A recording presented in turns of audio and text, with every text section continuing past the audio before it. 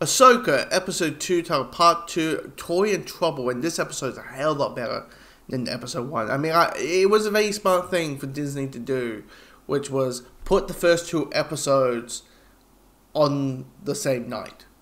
Premiere the show by the first 2 episodes, because I'm worried that if the general public just saw episode 1, they'll be like, okay, I might just wait till the next Star Wars thing. I'll wait till after a while, whatever it is.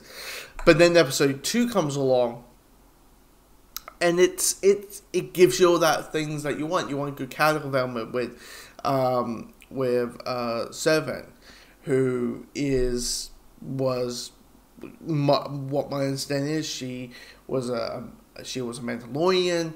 She is a Mandalorian with a lightsaber. She was meant to be Ahsoka Tano's Padawan. Things went out, and because of it, Savan basically feels like, oh well, I can't be a Jedi anymore. And you got the robot, you got the Joy, David Tennant's character, saying like, no, you can still be trained. You can still be trained. You can still be Ahsoka Tano. It can still be her.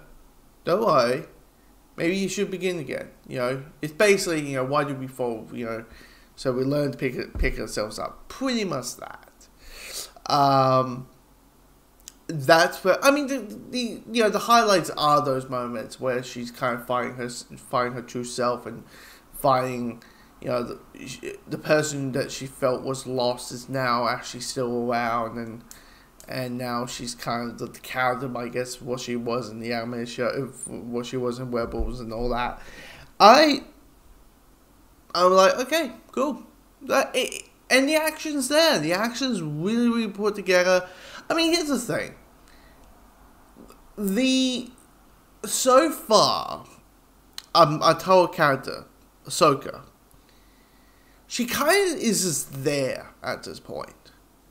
And the interesting aspect, and it's 2 out of the 8, we're not even halfway, so bear with me.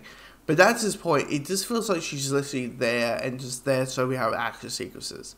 She's there so there's some lightsaber battles and lightsaber fights and that whole thing. She's very stoic of a character, as she has been in like Book of Boba Fett and The Mandalorian, all that. She's a very stoic character, but it just feels like she just says like the one line and then just stands there. So is that weird thing where you're thinking, okay, you're gonna wrap this entire show on this one character, and maybe it was a smart thing to make it Rebel season 5-ish. I mean, maybe maybe that was a smart thing, and knowing that what the character is, but. Sarah Dawson plays the character brilliantly. It's just one of those things where you just realize, like, the main character hasn't done much except doing a couple of lightsaber battles, and the action in this episode is fantastic, absolutely fantastic. I mean, at this point, it is kind of like the action's there so we can just get to the next point, which our villains are and we got a goal. Our villains have a goal already, which is we need to find Grand Admiral Thrawn, who's going to be the heir of the Empire. And my guess, we're going to see him maybe next week, maybe episode 4 at the latest. Like at the halfway point is where we at least see his face. Because here's the thing: if you try and make him the big bad for this like big crescendo movie with all these Disney Plus shows, you need to understand, for the average goer, they don't know the character.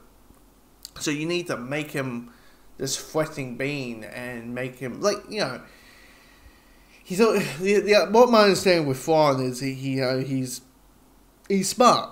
He's like stupidly smart, and he's the guy who figured he's the one who could figure out that Anakin Skywalker is Darth Vader, but he still doesn't tell anyone. And he's able to just say it right in his face, and he knows nothing's going to happen.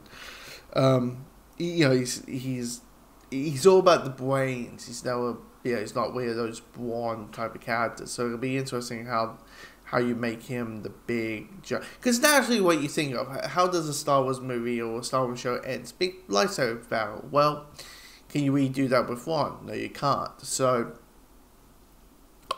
and then they realize, like, oh, by the end of the third book of Heir of the Empire, actually, what happens is he actually gets a lightsaber and he actually fights, Luke Skywalker or something. I don't know. Because Heir of the Empire kind of acted like episode 7, 8, and 9. It acted like the sequels before the actual sequels. But yeah, I actually quite enjoyed this episode. There's some weird things here and there, like a couple odd jokes, a couple odd transitions. Might guess because Dave Filoni's so used to doing animation, it's like it works well in animation, but in live action, it hasn't really clicked that transition of just having the one-off line, and then you have the Star Wars pan, But at the end of the day, I'm like, hey, give me episode 3. I'm happy to watch episode 3. If you said that, if it was only one episode, I'll be like, ugh, episode 1. I have to go watch episode 2 next week. But knowing that they put the two together, smart. We're smart, guys. You guys are smart.